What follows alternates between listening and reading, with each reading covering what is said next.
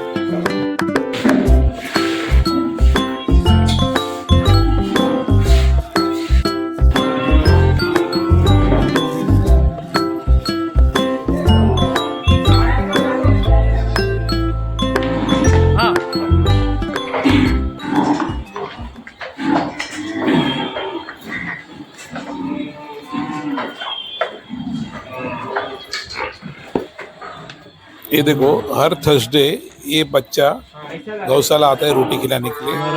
Actually बच्चा है आता है मतलब उसके पेरेंट्स लेके आते करके वो आता है। मतलब बोलने का मतलब है कि इसके डैडी, इनके पेरेंट्स जो भी है उनको धन्यवाद, क्योंकि बच्चे को हर थर्सडे लेके आते हैं। हर थर्सडे इन लोग का 2100 रोटी रहता है खिलाने के लिए। तो बहुत ही बढ़िया काम है और बच्चे उम्र में ये सीख लेंगे तो बहुत बड़ी बात है।